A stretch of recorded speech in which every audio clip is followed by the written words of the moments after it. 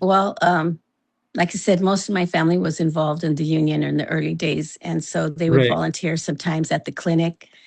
And so my aunt was on the board before I was, and she got sick and she was going to be getting off the board. But she told me about it. And I had just come back, from working in all these other places and unions and so forth, because I was working at the Central Labor Council.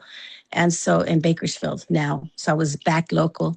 And she said, Mija, I'm going to retire because I'm sick, and we need good people on the board because at that time they had just made some changes that were very necessary from mismanagement of the former person.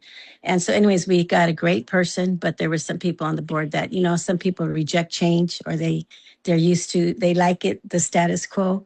And so she said, we need, Mija, they need you. We need strong people that can speak up and, make sure that our communities are going to be represented and stuff. So she said, I'm going to tell our CEO, Francisco, about you. And so I said, okay. So then, so I filled out the application, and then, he called me, and then, asked me about my interest on the board and stuff. And I told him about, how that's how we first started getting medical care, was through the clinic, through the union.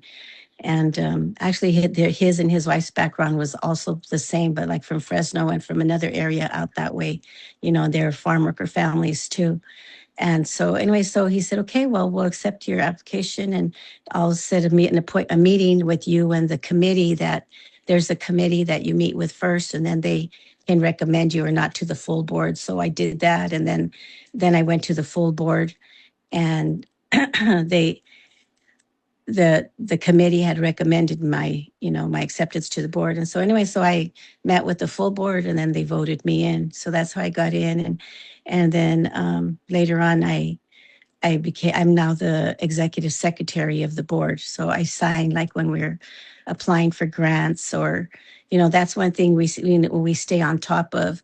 If there's grants or things that we can apply for in order to be able to continue to provide services, especially like right now that there's so many challenges with the government, with the federal government, because we're a federally qualified health center.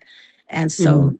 so, some people before, when things happened, like shutdowns in DC, they had to shut the doors, but we didn't. We made changes, or like we shortened hours, or we made changes so that we can continue to keep our doors open to provide services for our community.